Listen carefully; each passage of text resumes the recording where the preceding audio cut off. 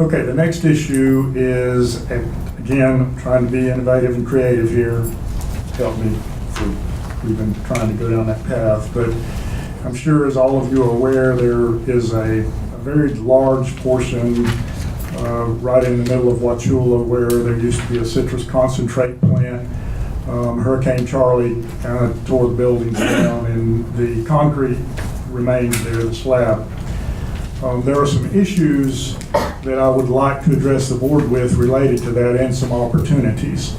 To make the long story short, I would like to pursue the recycling of that concrete to use on the Florcan parking lot building or for expansion of the road through the Commerce Park, depending on the timing. I believe that we can recycle that concrete at competitive market rates. However, there are two issues that we need to resolve in order to protect the ownership interests of the current property and to protect our interest on the recycled concrete. That property was a lot of it was a cold storage warehouse, and it's laminated with styrofoam. I have been working with Jessica through the Regional Planning Council, Newman, at City of Wauchula, and I'll have her give you specificity here in a moment, related to obtaining a Phase 2 grant, which will be at no cost, to sample all of the concrete to make certain that there's no asbestos or other items in it, because we don't want to have any liability there. Jessica, you want to address that issue right now before I move forward, please? Yeah, I'll just make one clarification as well. Sorry. The Community Redevelopment Agency has a grant through the EPA.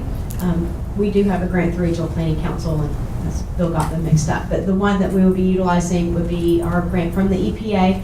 We have already forwarded the project to the EPA to inquire, to confirm whether or not they would let us use our grant dollars for the sampling, asbestos testing of the concrete, and they have approved the sampling. So it would be under our grant that we have that you would be able to accomplish the testing in the Phase 2 for the asbestos of concrete. So pending what your direction is, we're just on hold waiting on you. Okay, and you won't be asked to make a decision on that. That will be the property owner's decision, but we would like to be apprised of the results, because if we're taking the material that's recycled, we need to make certain that it doesn't have any contaminants in it. Who's the current owner?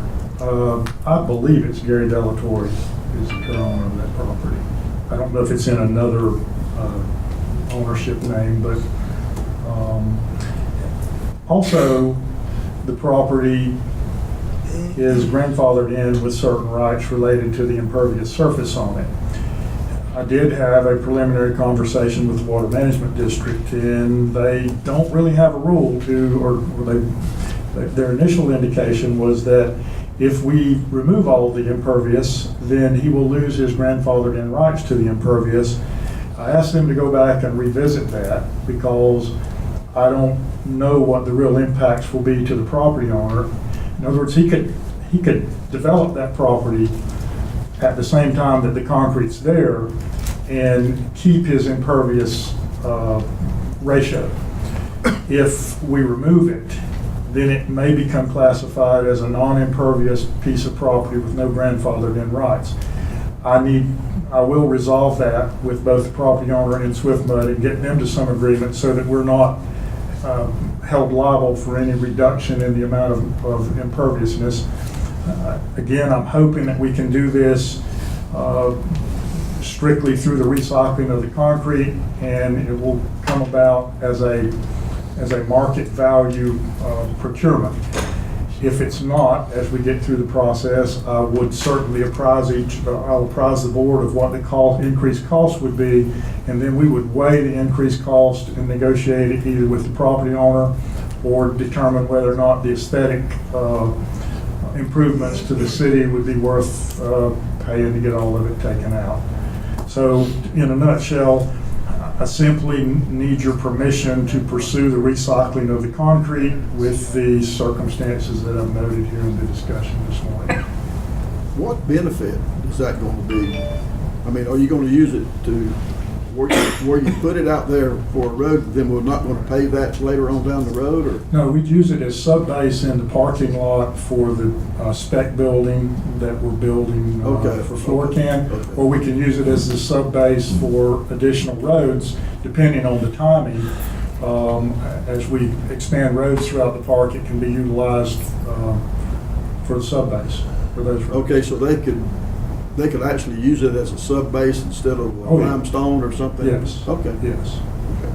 Okay. And now, the other issue, and I've also talked with the city, and I don't believe we can effectively recycle that concrete there.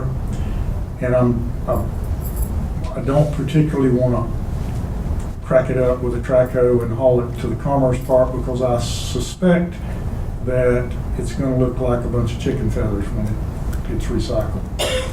And we probably will need to consider, as a part of the cost, to take it up, haul it to the landfill, grind it at the landfill, leave the styrofoam at the landfill, and then haul the concrete out to the park.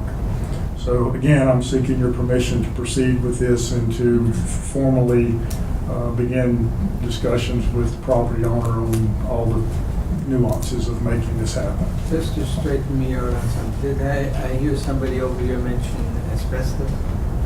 Or did I not?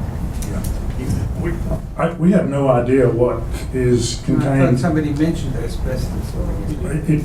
I mean, it would certainly be something that we would want the phase two to identify.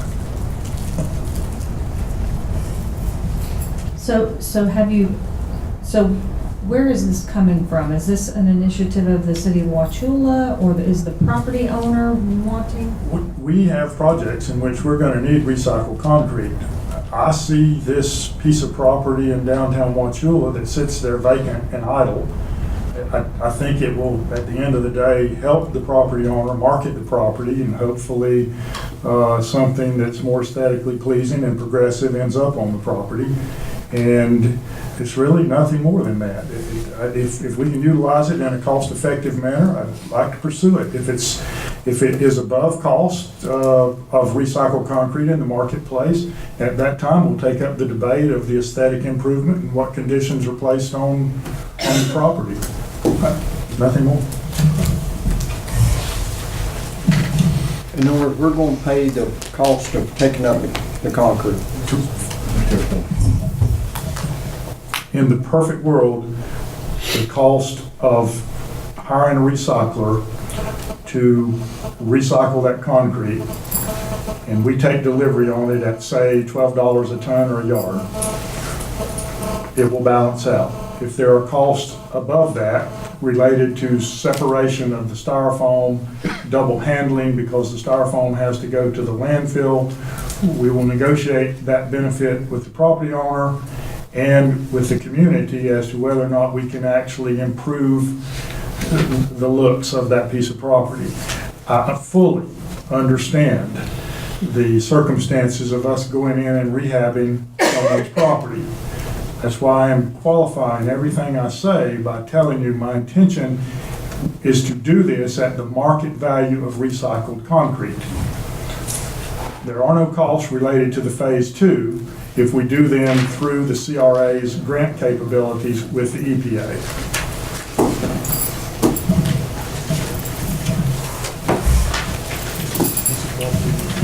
So are you essentially just informing us that you're gonna have some discussion with the property owner? Do you need some direction? I would like the board's approval for me to pursue the recycling of that concrete and reuse at the Commerce Park. Better define the location for Doug. Yeah, I'm curious where the location is. It is between Oak and Palmetto, Just north of Ace. North of Ace Hardware. south of Ace Hardware. South of Ace Hardware.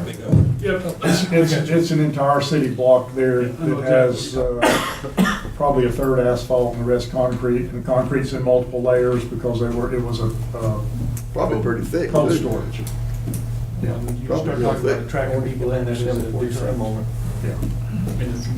What was the deal about impervious deal? Is that more advantageous for him or not? Well, from the standpoint of redevelopment, you would prefer to have as much impervious improvement capability as you can on the site. Since that entire site is almost virtually covered with impervious surface, he has rights, and it happened before 1984, I think, when the Henderson, I believe it's Henderson Wetland Act, I'm not sure. Don't quote me on that either, but he has rights in that property. Let's say a racetrack came to town and wanted to put a racetrack on that property. They wouldn't really like to have to deal with a retention pond if they had the rights to grandfather that property in with its 100% impervious status. But it hadn't been a big selling point for it for the last 35 years or whatever that property has been. Well, it had buildings on it until 2004 or 5. I don't know exactly when they were finally torn down, 6 or 7, but it sits there today. And my approach again is if we can recycle the concrete in an economically feasible fashion, I'd like to pursue it. If the costs rise above that, you'll be apprised of those, and you can debate the aesthetic improvement over the cost of the concrete. And are you looking to pay for that concrete any price? Well, I'm hoping the cost of the recycler will be equivalent to the market value of recycled concrete. I did have the county's engineer go by and look at it, and he believes that we can recycle it and that it will be cost effective for us to recycle it. But I haven't done any further analysis other than the Swift Mode analysis and questioning. We're not talking about writing a check to the property owner for the concrete, though. No. Talking about paying the recycling. Well, I can tell you, I have to start with the property. That's my whole purpose is I am uncomfortable approaching the property owner in this issue without apprising the board and getting, just having you say that you agree that I should do this or don't pursue it.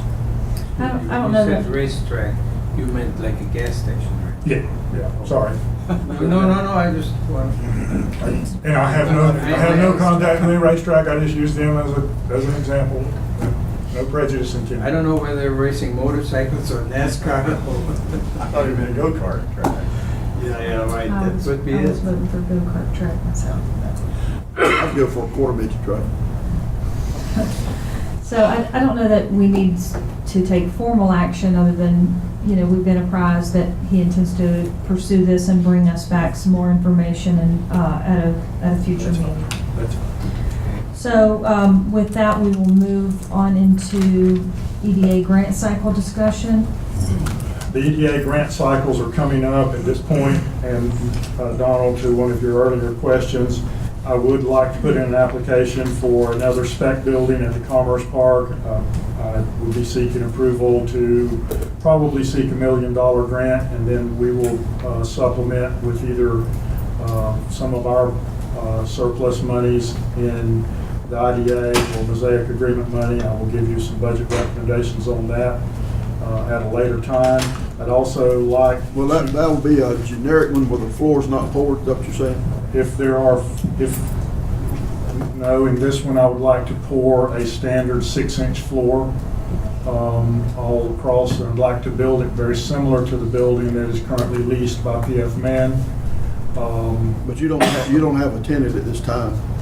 I do not have a tenant at this time, but I certainly hope to procure one before the building's Well, built. what if they need special plumbing and wiring and stuff? If they need it, a 6-inch floor is not that difficult to go in with a concrete saw it out and retrofit the floor. Okay, all right. That's just my concern that if we don't pour it, then we can retrofit, which would be a lot easier, but that's fine.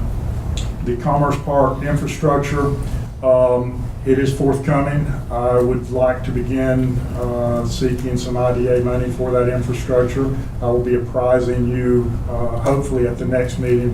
We almost had it done for this meeting, but I will give you a full accounting of all of the money we have received from the EDA, where it has been spent, if we have disposed of property, where we've reinvested it, and I will also make the same presentation to the EDA, so there's a full accounting of all of those monies. And then the third grant I would like permission to submit is continued funding for the incubator. And, we have,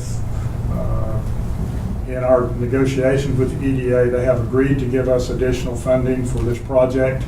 And I just need your permission to begin preparing those applications. I have no other applications at this time. There may be some others forthcoming. If they are, we'll present them to you at the March meeting. What was the second one again? The Commerce Park infrastructure, roads, water, sewer expansion as we move through that part of the park.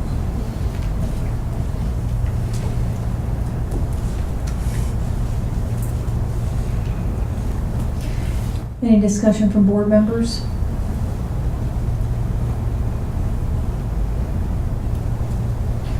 You want to move on into project updates? Does anyone object to the? I don't know that do we normally? As long as you're noticed, don't. Yeah, we usually just take it as an update. Project updates? Spec Building 4 is actually the building that is being constructed for Floorcan. I don't know if any of you have been to the park recently, but we have been moving on bringing the proposed elevation up to grade. As you had previously given me permission, we are excavating the initial 3 acres of retention pond at the Commerce Park. That will eventually on the east side be 8 acres, but this 3-acre portion is being used to prepare the Floorcan building, which is going to be between 75 and 80,000 square feet, plus all of the parking lot facility around the building. And then I'm also preparing the site for the piece of a lot 13 once we get the replat done with the BOCC.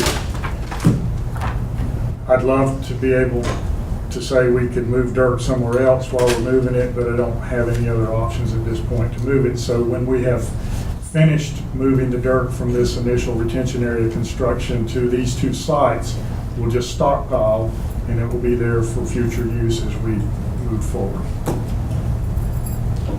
And that's all I have. Any questions or comments from board members on that project update? If not, we will move into financial report. Sarah? And Charlie?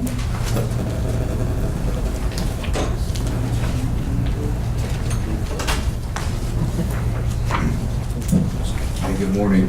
I have one budget amendment to present to the board this week. It's for the completion of Spec Building 3, the monies that were spent in fiscal year in 2014 to complete that building. The additional amounts paid per the contract and utilities. There were about $400 or $500 in utilities paid to finish Spec Building 3 for a total of $73,815, and we're asking for board approval on this to the original budget for this budget amendment.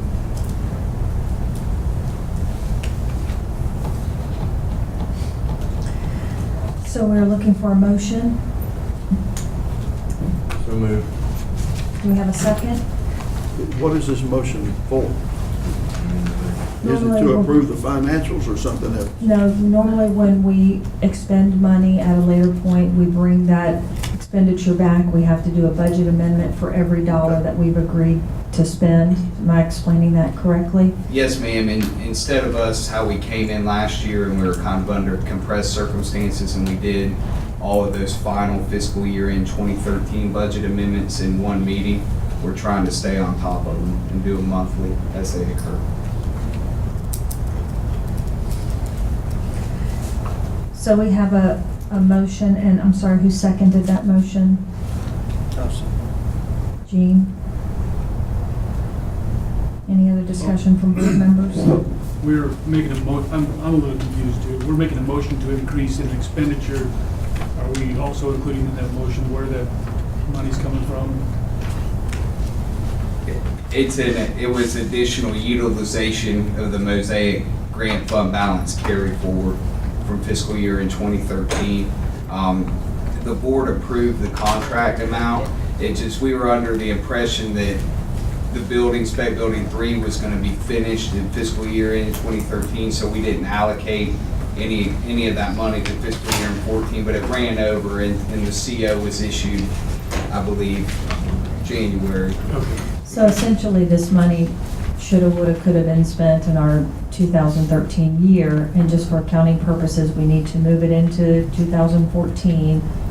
And Yes, it, there's no approvals for any additional funds or anything like that. It was in the original contract, but for the purposes of keeping our records accurate, we need to move this balance, 73,815, to 2014 reporting year. Yes, ma'am. If I could say one more thing, Madam Chair, I think that staying on top of this as we go throughout the year is fantastic, but I think there's, in making your original presentation, you could have included a lot of information that would have streamlined this whole process. So some of us better understood where the money was coming from, going to, why it was there, why we needed the adjustment. Just more information up front, so we don't have to go through this circle of asking questions. I think would be helpful, Okay. just a point for what it's worth. I mean, would you like, on this type, do you want me to break out exactly what this is instead of lumping it here, or more of an elaboration that Vanessa provided, just to Yeah, clarify, so I I'm think if you sum clear? up what everybody asked and what got answered, that level of detail. So Okay. we completely understand what you're proposing early on, and then we can move through it very, very quickly versus having all these extended discussions. Okay, so that has been, we have a motion and a second. Any further discussion by board members? Any public comment? If not, all those in favor? Right. Anyone opposed? Okay, budget amendment is approved. Okay, financials, if you'll turn to page 11, that's your balance sheet for the EDC. As of January 31st, total liabilities and equity, $27,299.02. That includes $13,474.63 of liabilities. Our total assets as of January 31st were the $27,299.02. If you turn to page 12, that shows the profit and loss for January. Under income, we did draw $45,000 from our EDA grant that we were awarded the $150,000 for the EDC operations. So we took a draw of that. We took in $1,000 in rent, bringing our total income to $46,000 for the month. Our expenses were a fairly normal month. Only want to call out one particular item under professional services. That $1,100 includes $875 for the SBDC dues that the board approved sometime back to pay to them. So our total expenses for the month were $31,846.54. Now, if you have any questions regarding anything else, your general ledger is in there, as well as the payroll detail for EDC. So if you have any questions on that, we'll take those up now. Yes? There seems to be a lot of voids. What was the issue with all the voids in there? Under the, On page, all 14, 15, 16, 17? Those were most likely, I had some paychecks and somebody hit print before I could print, so they printed on the paychecks and I had to void the paychecks. occasionally all three of us or four or five of us print at the exact same time, and we tend to have paychecks that print on a Main Street letterhead or something. So we end up having to void out that particular check number.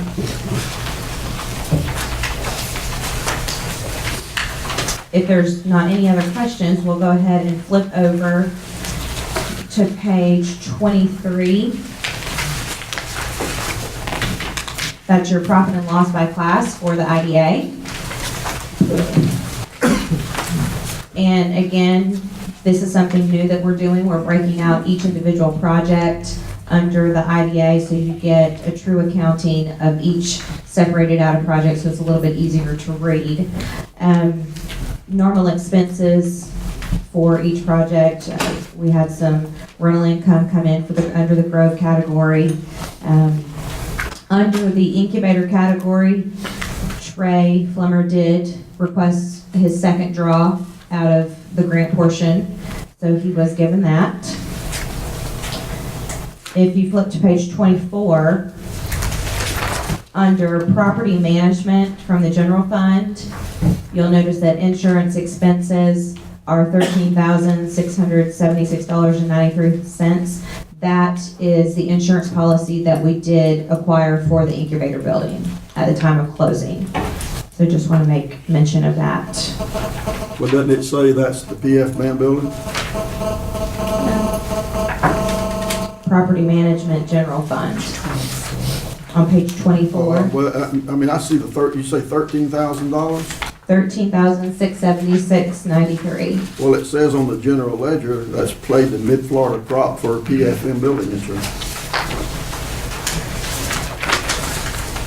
Is that a That's on page Miss- 29. calculation or a category mistake? Yes. I don't know, I'm just, Oh, I'm sorry, I was asking Christie. Okay. We do, we are obligated by lease to carry insurance on I'm our not investment. questioning that, Bill. I'm No, I think he's asking, I understand what you're saying. just asking I'm a trying to question. ask. I'm sorry Was to ask it, these uh, questions, but my God. Okay. It is for PFM. It's the insurance policy for the PFM building. Okay, And- that's fine, I understand that. While we're on this point, we are trying to find a new nomenclature for these buildings. Rather than referring to them by the leasehold interest, we're trying to find a more generic way to refer to them. Because it sometimes appears to cloud judgment if we're using the tenant in the building. So, by our nomenclature, that would be spec building 3. 3, correct. And from here on out, we will refer, even on our books, we will go back and change those in the QuickBooks system to reflect that. So you'll start seeing, rather than PFM, it will come under the heading of spec building 3. Well, you better give me a map on there to show which one you're talking about. And we I can, understand we'll- this better we than I will- can. All right. We will, maybe on the financials at the beginning, every month, we'll provide a ledger of some sort, an index that gives out spec building and what that building pertains to. We can Okay. do something like that. If there aren't any other questions, we will approve the financials. All right, I got some on the general ledger, is that what, over there? Okay. Okay, on page 29, there's 3 payments to Preco. Yes. How many buildings do we pay Preco for the power? We pay the Tech River building, and then all of the Commerce Park entryway lights, the sign, Yeah. those are all under Preco. We pay those as well. And so you'll see, it looks like there's like 3 invoices. Right. That's a Preco accounting thing. They have Yeah, all of the understand. different lights set up under different accounts.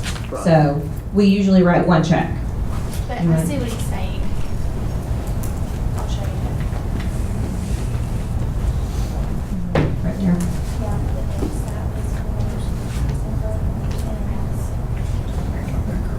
It's just the way that. Is that your question? There's one for, I mean, if you look at the dates, there's one for Yeah. December payment Yeah, and then January's payment. So they're 2 different months. okay, so we don't pay for any power bills for anybody at the park? No, sir. Okay, that's my question.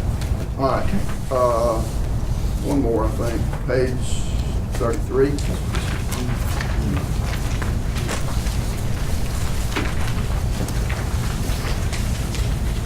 At the bottom of the, under general journal, about $55,000 for PF man retainage payment or something. What is that?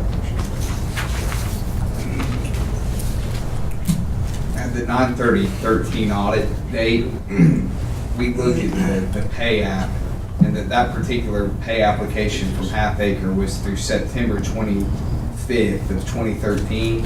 At that point in time, we have to book the retainage, the typical 10% retainage payable. So that's not going to coincide with an actual payment, booking that retainage under governmental auditing standards. So when the building was complete and the CO was received, we actually reversed that payable against the payments in January. So that's no longer, that's basically the retainage being reversed against the payments because it was part of money that was booked into fiscal year in 2013, which reduced the amount of the expenditure in fiscal year in 2014. You totally lost me. Never mind. Okay.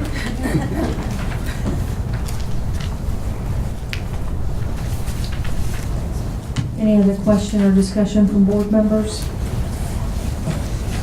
Is that? Let me try to take a stab at it. Okay, so when Half Acre sends us a pay app, on every pay app, they hold out 10%. So, for instance, if they send us a bill in August of 2013, that 10% is on there. We pay that bill in August of 2013. All of that retainage is paid in fiscal year 2013. But at the end is when it's reversed back out because I don't know how to else further explain it. The retainage, it's not gonna ever coincide to a payment, to an actual check payment made. But it kind of reverses against the total contract, the holdback. So basically, it's just a timing difference between when the payments were made in year in 13 and 14. I don't even know what a retainage is. I mean, it's okay, I'm fine with it. You know, you've tried to answer it, so I'm sure you know what you're talking about. But I don't, well, that's fine. That's fine, I don't have a problem with it. I thought it would be something easy to understand, and it's not to me, so. On most, any commercial building contract, on the pay application, if you look at an invoice, they hold back, typically, industry standard is 10% retained. Okay, that's fine. Any further discussion from board members? If not, we will open for a motion to accept the financials as presented. So moved. Do we have a second? Second. Any other comments? Any public comment? Mr. Coleman?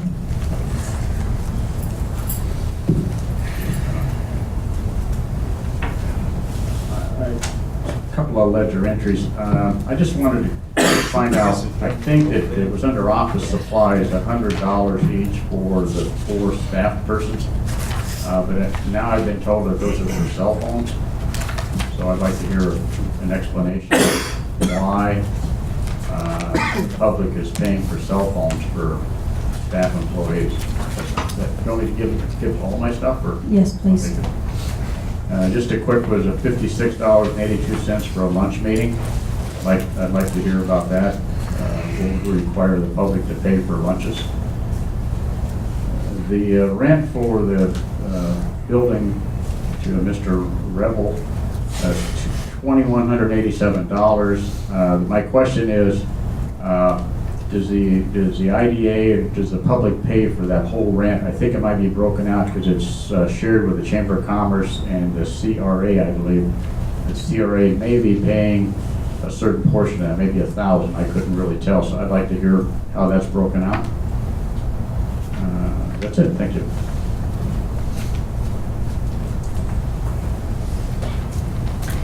Any other public comment? Bill, anything you'd like to respond to Mr. Coleman's remarks? Really wasn't listening. Could you repeat that, Henry? Never mind, I can To answer. summarize, he is asking about cell phone expenditures. We requested to be reimbursed $100 a month for cell phones, and the board granted it. It's the quickest and easiest answer. Why? Shirley? What? Christie? Charlie? We're not going to debate it. They are salaried employees. They do not punch a clock, and they pretty well are on call 7 days a week. Number one.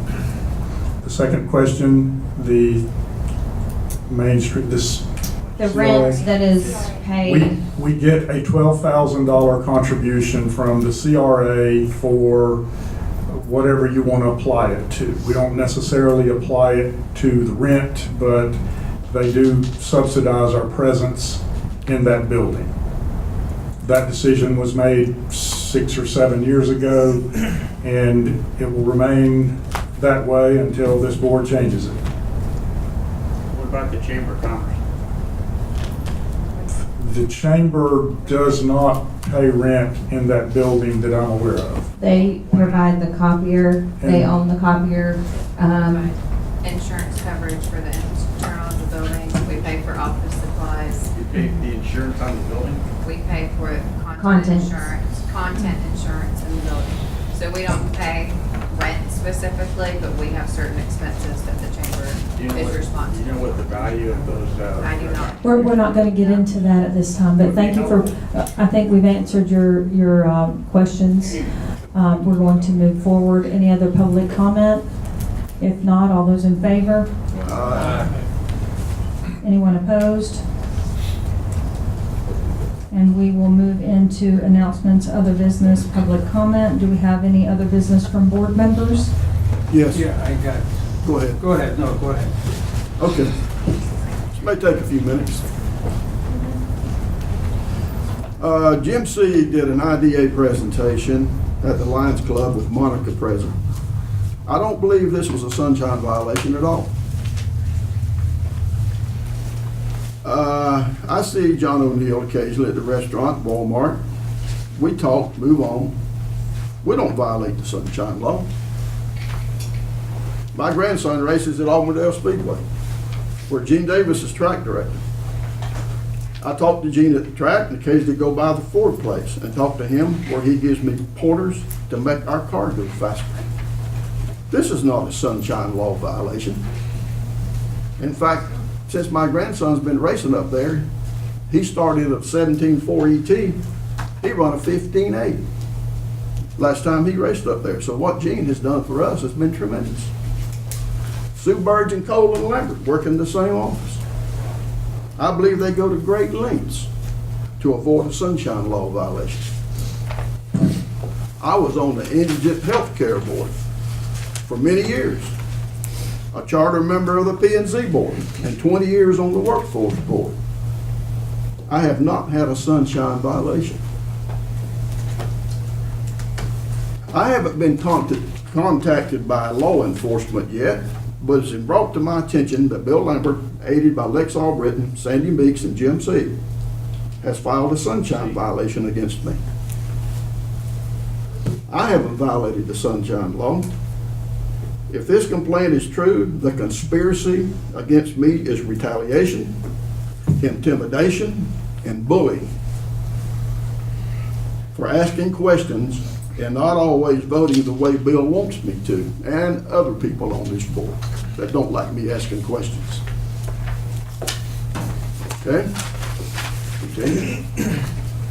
The money this board spends belongs to the citizens of Hardy County. The county commission, by appointing us to this board, has entrusted us to spend it wisely. They have also charged us to make sure it's spent wisely and accounted for, which in my opinion, sometimes this board doesn't want to know. I didn't realize how easy it is to file a sunshine violation against someone. I'm afraid this fiasco is going to cause a rash of complaints against all appointed boards and our commission. All someone has to do is to take their cell phone, video 2 or more members sitting in a restaurant or talking for a few minutes at CF's annual Christmas dinner. I hope this board understands the seriousness of what's going on here. If you ask questions and don't support 100% of what Bill wants you to do, you're subject to be cuffed and stuffed. I suggest this board do what I'm going to do. Put Roy Jacobs on my speed dial. So, is that true? You want to address that? You and Jim? I certainly can address it. As you well know, there has been multiple investigations of this board over the past several years due to public inquiries. And I have pretty well been under obligation and oath to report anything that even has the appearance of a sunshine law violation. When I was noticed that there was a video of a meeting of board members in this room, I had a dilemma. Either I didn't report it and didn't fulfill my obligation to those who had been previously investigating us, or I did and face your wrath today. I accept full responsibility for it because it was my obligation to do. I made no judgment on whether or not it was a sunshine law violation. The video speaks for itself. You and those others that were here know whether or not you had any discussions related to IDA business. That is the distinguishing difference between two people meeting at a Christmas party or a racetrack or the Ford Place or a restaurant. If you were discussing IDA business, you may very well have committed a sunshine law violation. It has been turned over to those people. They will investigate it and they will decide whether or not they're going to take action. I don't know what else to do. Had I not done anything with it, I would have been irresponsible and remiss. Well, what if they find out you filed a false report because you retaliated against me? Then that'll be the circumstance I'll have to live with. Do you have audio? Do you have audio of it? Madam Chair, Yes. I would caution, and Donald, I would caution you, it's not to the benefit of this board to discuss something that apparently there is an ongoing, according to Donald, criminal investigation. If that's happening, standard legal advice is everybody quit talking. I don't see that it serves this board any good whatsoever to discuss the merits of something that happened or didn't happen, or, you know, Donald, I mean, I say that for your benefit. I don't see that there's any good to come out of discussion on an issue like that. Just caution all of you that, as we usually do, not to communicate about IDA business outside the publicly advertised meetings. And that, Madam Chair, I don't think it's a good thing for this board to take up and discuss. I'm not asking the board to take it up. I'm just telling you that what happened and why it happened. You know, hell, I don't even remember him being in there. They know what happened. It was a conspiracy, in my opinion. Okay. The only statement I want to make, I don't know why in the world you put my name in there. Okay, I apologize to you.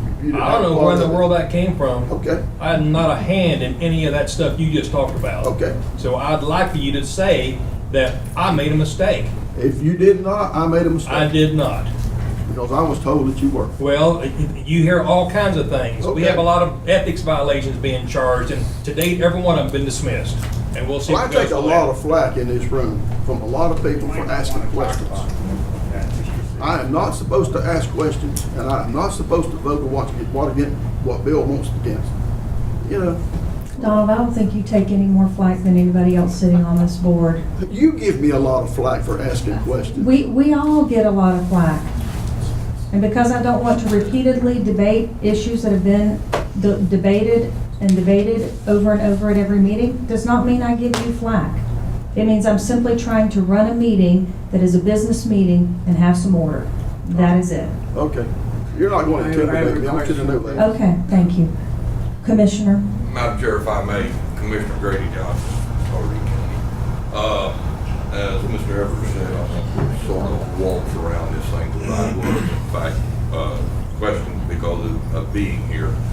I think it's fair, though, to state the events that transpired with the day of the hearing involving Mr. Lambert's release of his video involving his deposition. I found it awful strange, awful strange. I was asked by Mr. Deason upstairs if there was some place that they could utilize, such as this room, use this room, to do some entrance. Sure, you need to check Miss Sandy, et cetera, which they did, and the room was used. Being that I was asked about that, I did do a public information request. Mr. Albritton denies any responsibility in this at all. Only thing he informed me per email that Mr. C had requested through Sandy a copy of the video of this. In return, I also done a public information request involving with the state attorney's office, okay, who filed what? Because again, on the video, it showed me sitting back here. Now, in my presence, I seen no, what I would consider anywhere close to being a violation, sunshine violation. Then the public information request through the state attorney's office, the investigator told me that Mr. Lambert did in fact make the complaint, said he felt like it was his duty to make the complaint, made it verbally. I'm waiting on that response now. Other than that, I just wanted to bring that up. I also made it clear to him, also, in the event, and this goes two ways in law enforcement, two ways. If there is a chance anyone did utilize the system for such as what you're talking about, I expect the same type of investigation to move forward if a false complaint was made or the system is being used for anything type like, because there's two ways that charges can go. You got a sunshine charge, and also you have a charge that can be filed, because remember this, I don't care if it's law enforcement, who it is, on that line, that's taxpayers' money. And if they have to conduct an investigation based on anyone trying to be self-serving or anyone making false accusations or anything like that, they also have the duty and the obligation to investigate it both ways. So I haven't heard anything else. I was just asked what I witnessed, and that was it. So if there is an ongoing investigation, then let's go. I'm not too sure that there is. I was just asked what had happened here that I had seen and witnessed. So I just wanted to bring that up. So let's see how it plays out. If the state attorney or somebody hadn't notified y'all yet, I think it was Mr. Horace and you, then you will wait and see. If you haven't heard anything, there may not be an ongoing investigation. They may have wrote it off, but I'll go along with the counselor at this point.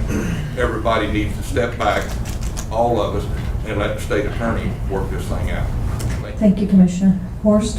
Yes, we have a liaison that's supposed to be informing the commissioners on what's going on. He passed the document on to Bill Lambert after conferring together. It's in that manila folder right in front of Bill Lambert. I'm gonna read it. Okay. Good. I'm curious, how this works when a liaison passes you a document, and I just don't know. He didn't give me this document. I watched it. Well, He gave it to me first. I will read it. Oh, you gave it to him first. I missed that. Okay, I just want to establish, I want to know what the function of a liaison is, because on my second meeting, I handed out a document, which I found out now thanks to Christy Sherling, that our attorney has this document, was a whole batch of files that he said, well, I have to check that for sunshine. Well, he's had it since July. And I want to ask him, the attorney, please, Mr. Attorney.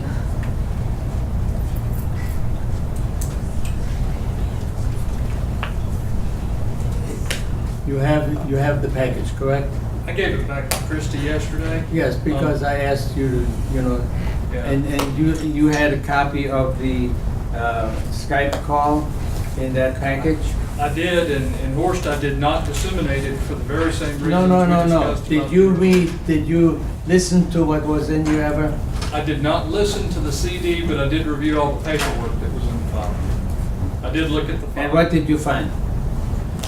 You I see, found this a was lot- provided by the office, only public documents, nothing added in. I wasn't there when it happened. It was provided to me.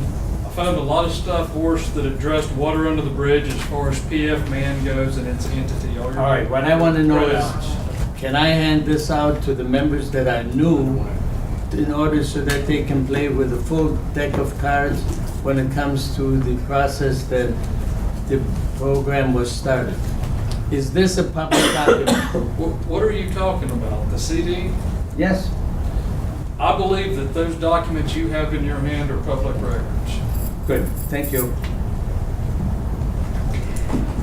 Any other comments or business from board Yes, members? I want each person that's on the board to have a copy of this, whether they listen to it or not, it's up to them. I don't want it. Huh? Who said what? I do not want it. You do not want it. Who wants it? I'll take one if it's all right with the attorney. Well, Donald, here's the issue. Whether or not it's a public record is not dispositive of whether or not it's a communication between two board members on an issue that might come before you. That caution remains. This is November 13th, 2012. Right. Come on, give me a break. If it is simply a CD of the. It's on the came in internet. And has none of your comments, I don't know what's on it, Horace. That's Then the why thing. don't you know that after a whole, almost, I didn't listen to it. I told you I didn't listen to it. So I don't know what's on it. If what's on the CD is nothing more than a recording of the Skype call where the guy called into the IDA meeting, I don't have a problem with that. all right, If thank it's you very much. editorialized by I like Horace, this handed I have out a to problem each with commissioner. Whether you don't want it or not, that's up to you, law. Okay. Because I- Any other business or comments from board members? Yes. Often, when you speak to a board member to get them to put them in line, they don't stop. Now, how many warnings do they get? Do they get 5? I would say 1's enough. That's a good Because question. it's every meeting we have, that happens. And I'm getting tired of it, really. And I think it's very rude, and I don't think a board member here, if it should apply to the public too. But really, how many times do you have to call somebody to order? Well, I think that is a good question. You know, something that this board may want to take up discussion on, or, you know, in a future workshop, is whether or not we want to adopt or have rule of order on how to handle these things. You know, unfortunately, we don't have a formal adoption of any rule of order, and we typically try to just follow the county's rule of order, Robert's rule of order, and, you know, I think that definitely for anyone sitting in the seat, it would be very helpful to have some guidelines on what, you know, what they can expect of board members, and I think it helps board members to know what is appropriate and what can be expected of them as well. So I think that's a good question and something that we probably need to have some debate or discussion on in the future. Well, it may not get a second, but I would make a motion that 1 warning is it would be enough, and then they leave the meeting. That'd be my motion. It may not pass, we may need a meeting to discuss it, but we can beat it to death. But anyway, So are you formally making a motion? 1 warning. So John would like to make a motion that we have 1 warning on issues with board members speaking out of turn or out of topic in a meeting. Is that correct? Specifically, when you ask them to stop, you're the chairman, and so that'd be my motion. Do we have a second? Last call for a second. Are you saying 1 warning per meeting or per issue? I'd say.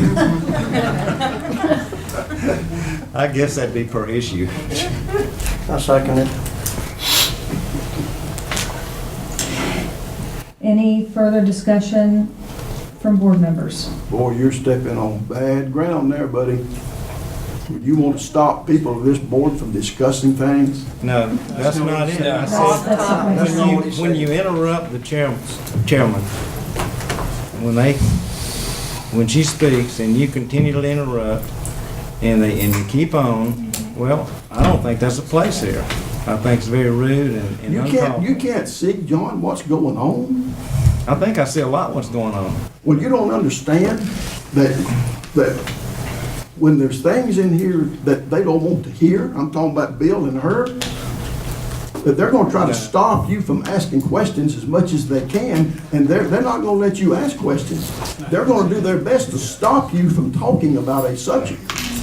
Donald, You can't see that? That's not what we said. And Donald, I don't agree. When you are asking questions on topic, when you want to ask 20 questions on the financials, I never say a word to you about the questions that you ask, as long as they are relevant and on topic to what we're discussing. It's when you go off into other subjects and tie other things in that are not relevant to what we're discussing. Sometimes it is relevant, and you jumping the gun on me, and you start stopping board members from asking questions, and that's what this is. Her job is to control the meeting order. That's her job. That's why we You're have a getting chair. on a slippery slope here, buddy. Otherwise, we would just have, you know, a free. Let the investigators come. That's all I gotta say. They're expert at it. Let them come and let people testify under oath why we let a company unvetted, no business plan, untouchable. This is a perfect example. Perfect example, yes. Call the Okay, sheriff. so we have a motion on the table that has been seconded. Any further discussion on the motion from Well, board members? All this is to stop people from asking questions. That's I all this disagree. is about. I disagree with It's to keep your us on opinion. task and focused, because it seems, this is only my third meeting, and it seems like we get off on all these tangents, and then when she tries to redirect, and I'm not against you or anybody else, what I'm saying is she tries to redirect, no matter if it's you, Horst, Jim C, when she goes to redirect, you guys continuously keep talking, and it's not just the board, it is the public as well. We just need order. The public, those people out there. I'm just talking in general, when she is in control. John, may I ask who put you up to that?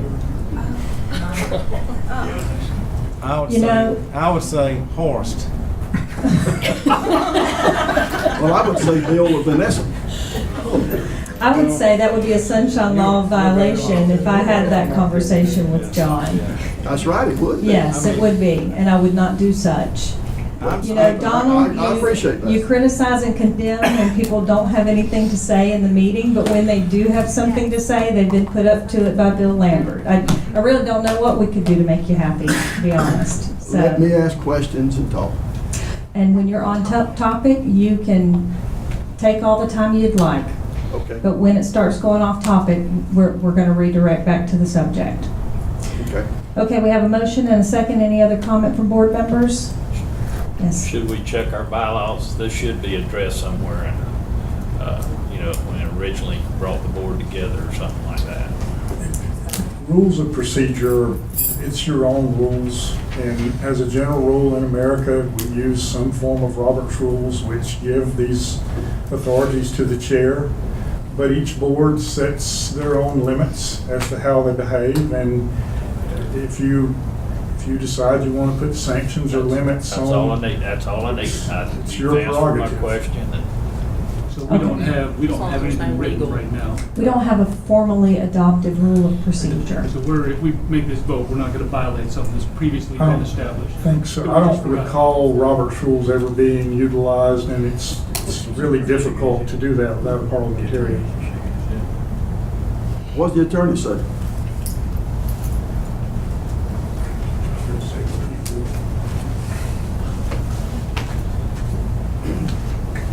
Mr. Lambert was correct.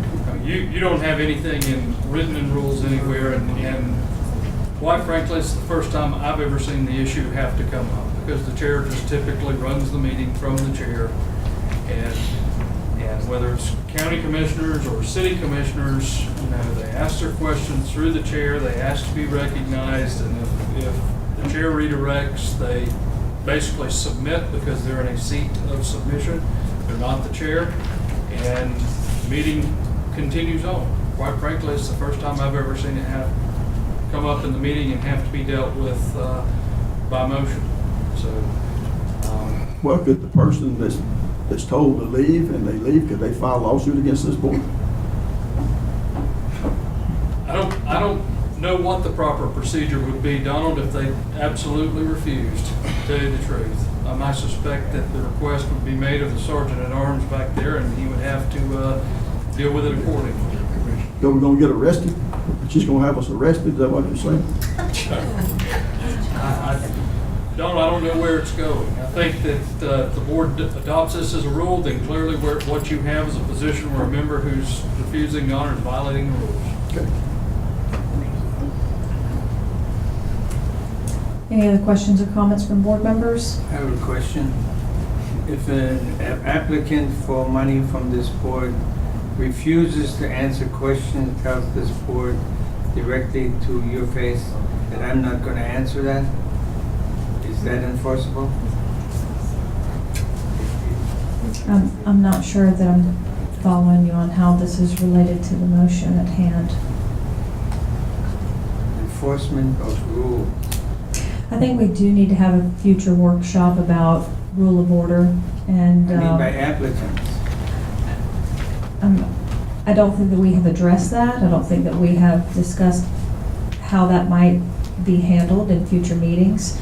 You know, I would definitely recommend that if we're going to move forward with this today, that we, at some point in the near future, have a workshop or some discussion on rule of order and adopting some rule of order if the board is in agreement with that.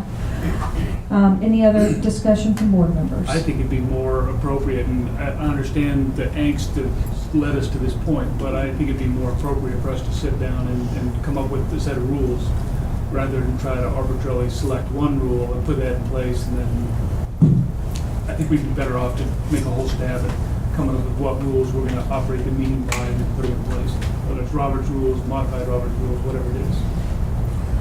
We have a couple of issues that still need to take up the USF study, and we'll add that to a workshop list, and hopefully we can do that fairly soon. Just try not to burden anyone. These meetings are kind of going fairly long, and I will attempt to set up a workshop soon on these issues. I withdraw my motion. Thank you. Any other business from board members, announcements?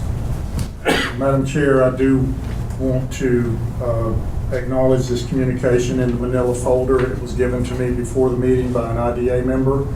I did show it to Commissioner Thompson because he is the IDA liaison, and I felt like it was appropriate. Chair Hernandez and IDA board members, as many of you already know, I've filed to be a candidate for the County Commission. I'm excited and eagerly awaiting this opportunity. Business development, job creation, and economic improvements are extremely important for our current residents and future generations. It has been my pleasure to serve on the IDA board and to assist with fostering economic development in Hardee County. As I pursue a new role to serve Hardee County, I have decided to resign my position on the IDA. I hope to have the opportunity to continue to develop the relationships we have begun, and I pledge continued strong support of the IDA and job creation in Hardee County.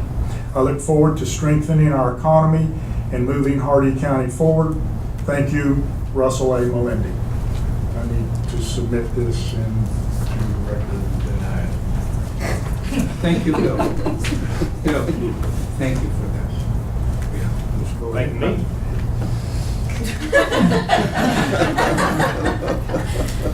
Oh, you are, oh, okay. Russ, I'd like to be the first to say how much we've appreciated you serving in this capacity, and it's no easy task, and we appreciate your service and wish you good luck in your future endeavors. Amen. We got a vote on it. Okay, so do we have a motion to accept? Go ahead. I'm wanting to adjourn fast.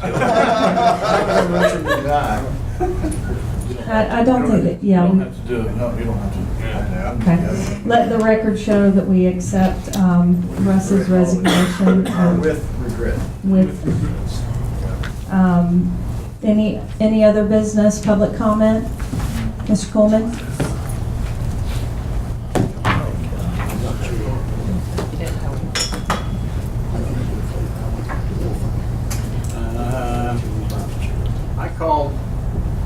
I called the EDO office, I think last week or whatever, wanted to know why Mr. Bond wasn't on the agenda. I was told that that's because Continuum Labs, the contract had run out, and he's no longer required to be here. That is not true, and I will call a special meeting, and I will have Mr. Bond here, and we will take up debate on Robert's rules and what was the other issue? There's one other issue. USF study. And the USF study. I will call it, and just give me a week. By the way, that wasn't a question. Well, You didn't even respond to anything. I'm just talking. I thought you sat down. When I do ask I questions, paused your time, when I Mr. do Coleman, ask so if you would, questions, nobody will answer them. okay. But when I'm making a statement, somebody wants to make fun of it. Mr. Coleman, I think that he was under the impression you were asking a I'm question. not asking a question. I'm So- saying what I was told Okay. was that he's not showing up Okay. because he doesn't have to come anymore. That's not what I said. Okay, we're not gonna get into this debate, but if you'd like to resume your time. I have the contract, the Continuum Labs assignment and modification agreement that was extended through June the 30th. I don't know why it wasn't October the 15th or 16th, but it's June the 30th. It says right here, it's supposed to come every single month, regularly scheduled meetings, to discuss the software development reports, marketing sales reports, business reports related to the economic sector and the status of Continuum, tech river development progress, including local jobs created, ancillary business, on and on and on.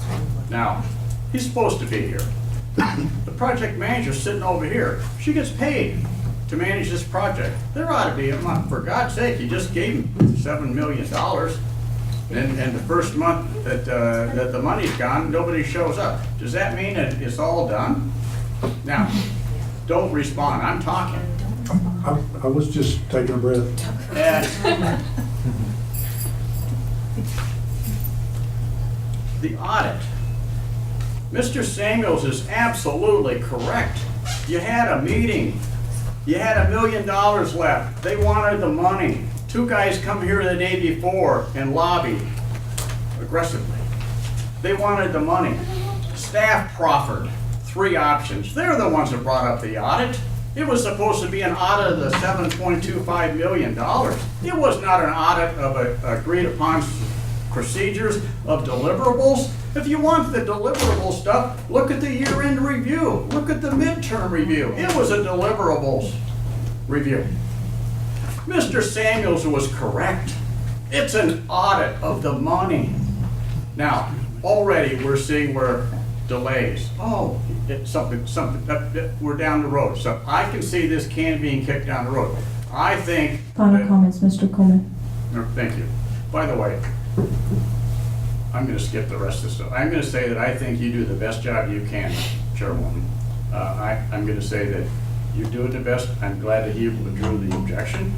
I think that a progressive discipline type of a process that you go through, I'm trying to restore the order and keep going down the road is the right way to do it. I think Mr. Prescott made a couple of good points today. Mr. Jensen is speaking up and making some pretty good points. I think things are coming along, but there's so much stuff that should be covered in these meetings that's not. The meetings are controlled on a very fine line. Why are you bringing up concrete recycling out of the blue? They didn't Thank you, even know about Mr. Coleman. that. Thank you. Any other public comments? Yes, ma'am. I'm sorry, I don't know your name. While she's coming, we're gonna put it on the agenda next month for a new vice chair. To vote Yes. for a new vice chair. Will you please state your name and address for the record? I'm Melissa Hayes. I actually work for Heartland Workforce. Our new brand is Career Source Heartland. I'm actually from Highlands County, but I just, on a happy note, wanted to announce that we are now officially Career Source Heartland. The state took an initiative to put us all under one umbrella, every region in the state of Florida. So you'll see our new brand out there. The Heartland Workforce logo will be going away and will be changing everywhere that we are advertising. We're still the same office, we're still the same staff, and we still offer the same incentives or help to businesses and job seekers. But I just wanted to formally announce that we are Career Source. Thank you, Melissa. Any other public comment? Mr. Chansey? Donald Chancellor, 1224 Pine Drive. This goes back to more, I guess, with Donald's situation with the camera. I'm assuming that the video didn't come from either one of these cameras. I'm assuming it came from those cameras. Who has the on and off switch for the recording? I don't know that that falls under the purview of this board. That's really, Well, they're, It's 24/7. I can answer that. It's not 24/7. The planning and zoning board meetings are not recorded, so somebody has to hit a record button. I can answer the question. It is their surveillance cameras, I think the little black ones are them. And they're continuously run. So there's 2 sets of cameras. Right. I don't know how many sets of cameras, I'm just telling you, there are surveillance cameras in this room that pick up video only, no audio, and they run 24/7. They're recorded onto a hard drive, and it continuously overwrites. So nobody turns them on, nobody turns them on. Let's assume there's two different camera systems, one that records meetings and one that don't, just for security. Because like the P&Z, we're not recording. We only have audio. We do not have video. My question is just like when you leave today and you adjourn and you mill around, because our board mills around for 10 or 15 minutes after the meeting, is somebody going to pull a security tape and use that against us? It is being recorded. Oh, no. I have no problem with what Well, it's being recorded, and anything that's on these cameras in this building and outside and everything is continuously being recorded. And I know this because I heard about this and I asked how it all worked. It's continuously recorded on this hard drive, and anybody can, if it is a public record, anybody can get a copy of it if they want it. It is So the video best only. advice legally probably is as soon as the meeting is, don't associate with anybody and leave. Entirely up to you. That's fine. All right, thank you. Thank you. Any other public comments? Seeing none, we will have this meeting adjourned. Thank you. Never mind. Thank you, Greg.